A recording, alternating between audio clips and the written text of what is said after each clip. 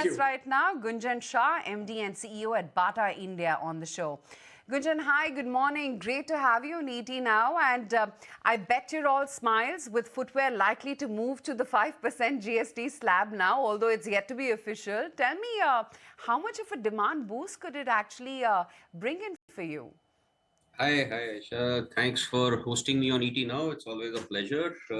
Yeah, I agree. I think it should have an impact. It did have when it moved from 5 to 12 about a couple of years back is when it did have a negative impact, and we are expecting this to be reversed.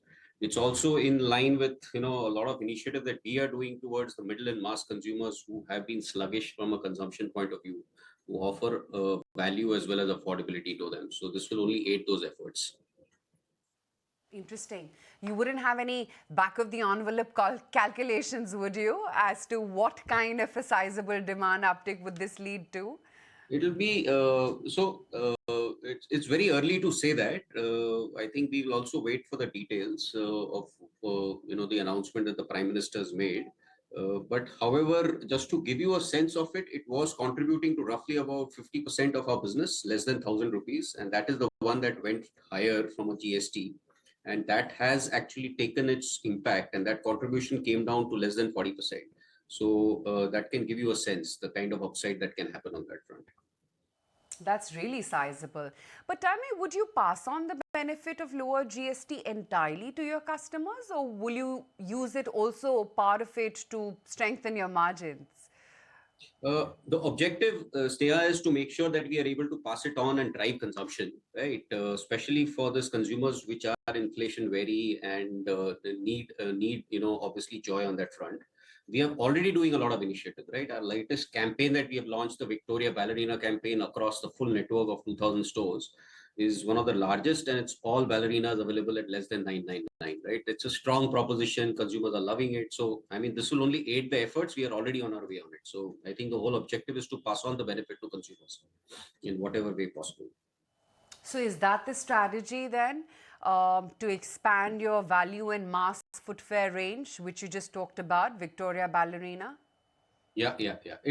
That's just one example of it, is what I said, right? I mean, we will want to, and we are doing this across our categories, right? And we will want to basically make sure that whatever leeway that we get because of GST, we use that to also drive the demand on that front for the set of consumers that I talked about.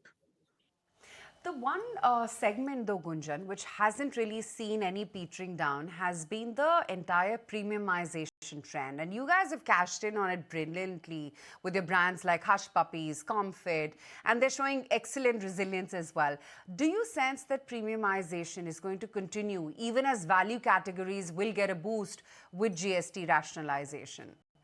I agree, absolutely, Sneha. I think that's the way to go, right? And you will, because we have got a portfolio of brands that straddle price points all across, we will have to make sure that we do this both on a double-pronged manner, right? So while, as I've talked about, on the middle and mass, the less than 1,000, and therefore hopefully a benefit on the GST being passed on, but the premiumization journey continues.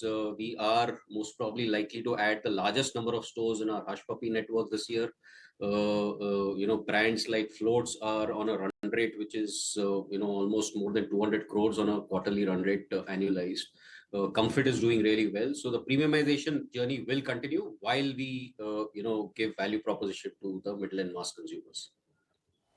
But what's the strategy in terms of capex? Do you get more aggressive now? You've already added 20 franchise stores in Q1. Now you're at 644. How aggressive is the expansion pipeline going to be? See, so there are two questions to your point that you just made, Sneha. Expansion will continue, and we see potential both not only in the larger towns, metros, and tier 1 cities, but also in the tier 3 to tier 5 cities where there is a lot of urbanization that's happening. So a lot of these additions of franchise stores, etc., is happening there. We were less than 100 till about 3 years, 4 years back, and now we are at almost 600 plus. I see no reason why in the next 3 years it can most probably even double or get to over 1,000 plus. So there's huge potential there, and we see a great response from our partners, etc., on that front. The second piece that is also there, which is that our capex is largely both on the supply chain side as well as in terms of our stores. So a lot of our capex goes into renovating stores and making sure that they are in line with the times and what we called as Bata Red 2.0. So now almost 60% of the network has moved to that over the last 3 years, and we will want to keep on increasing that. So as we continue this initiative, our capex plans will continue. Okay, interesting. Um, any sum that you may have earmarked for capex, and more importantly, is it going to be largely metros, or would you go deeper into non-metros too in terms of store addition? No, sure. So just to give you a little flavor, we do about 100 to 120 crores of capex every year, Sneha, right, Aisha? And that capex is largely split about 70% in stores and about 30% in basically the back end. Now, the 70% of stores will continue. In fact, our back end will also increase, right? We've, in the last 2 years, expanded significantly in terms of our investments on technology to bring in cutting edge technology products, whether it be in terms of automated machines as well as compounds. And floats is a classic case of a consumer facing output of that entire investment. So those will continue. The store piece is going to obviously be the cornerstone. It's always been the larger piece of it. So that will continue. So about 100 to 120 crores of capex every year. 100 to 120 crores. And are you funded for that? Is it going to be from your books? Yeah, yeah, it will come from our accruals.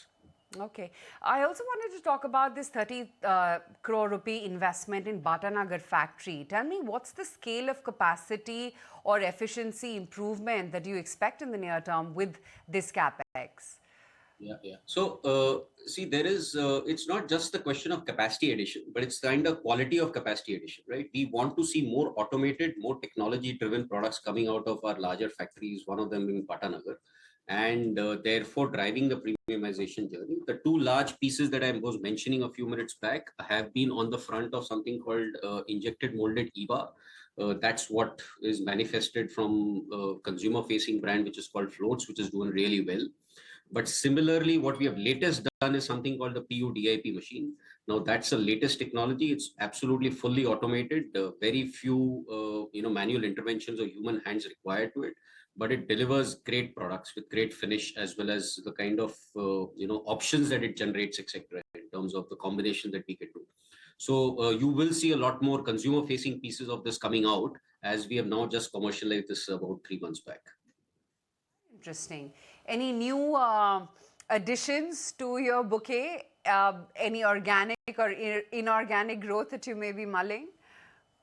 We keep evaluating opportunities on the inorganic side. Our focus obviously is on the organic side. And I think a large part of the focus, I mean, as I said, the classic example of that is, the Victoria Ballerina is going to make sure that while we premiumize, and I talk to you about some of the brands on that front, we also make sure that we have significant affordable options brought out to consumers.